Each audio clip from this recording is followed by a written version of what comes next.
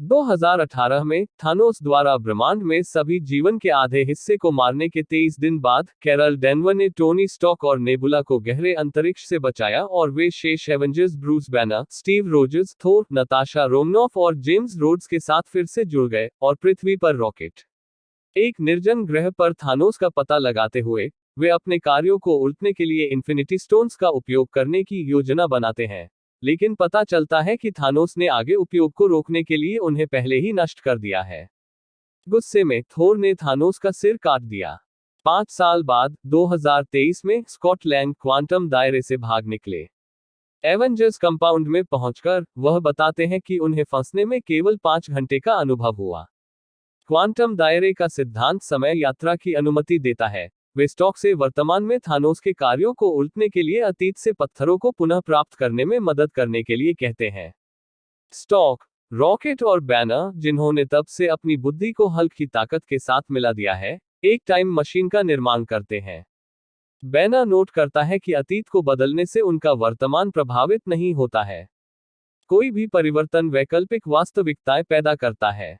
Norway में असगार्डियन शरणार्थियों की बस्ती न्यू असगार्ड में जाकर बैनर और रॉकेट एक अधिक वजन वाले और निराश थोर को भर्ती करते हैं। टोक्यो में रोमनॉफ क्लिंट बार्टन की भर्ती करता है, जो अपने परिवार की मृत्यु के बाद एक सतर्क व्यक्ति बन गया है। 2012 में लोकी के हमले के दौरान बैनर, लैंग, रोजर्स और स्टॉक न्यूयॉर्क शहर की यात्रा करते हैं। गर्भगृह में बैनर प्राचीन को समय पर विभिन्न पत्थरों को उनके उचित बिंदुओं पर वापस करने का वादा करके उसे टाइम स्टोन देने के लिए मनाता है।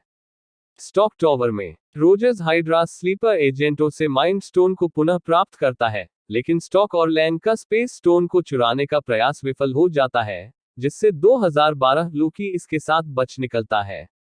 रोजर्स और स्टॉक 1970 में कैंप लेह की यात्रा करते हैं, जहां स्टॉक को स्पेस स्टोन का पुराना संस्करण मिलता है और उसका सामना अपने पिता हॉवर्ड से होता है। रोजर्स वर्तमान में लौटने के लिए हाक पिम से पाइम पार्टिकल्स चुराते हैं और अपने खोए हुए प्यार पैगी कार्टर की जासूसी करते हैं।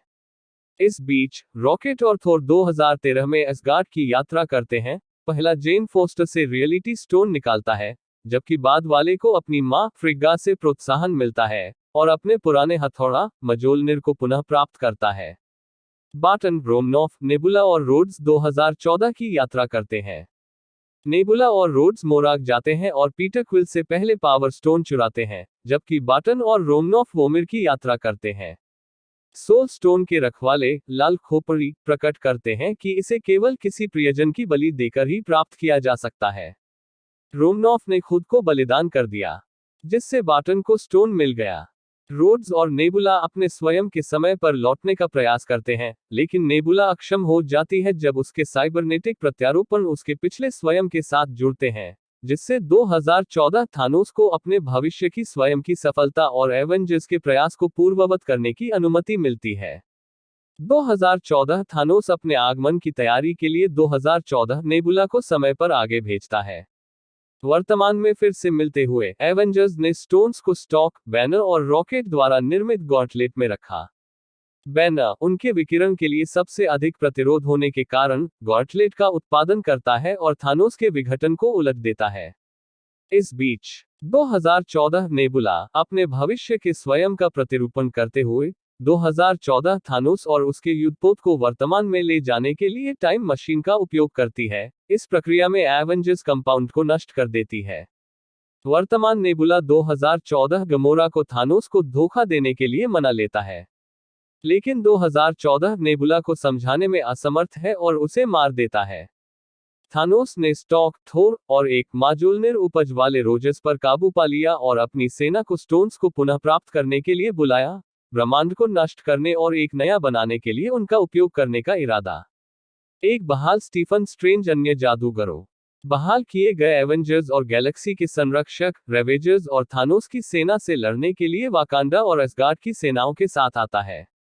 डेनवर भी आता है और थानोस के युद्धपोत को नष्ट कर देता है, लेकिन थानोस ने उस पर काबू पा लिया और गॉन्टलेट को जब्त कर लिया। स्टॉक स्टोन्स प्राप्त करता है और थानोस और उसकी सेना को विघटित करने के लिए उनका उपयोग करता है, लेकिन उनका उपयोग करने का तनाव उसे मार देता है।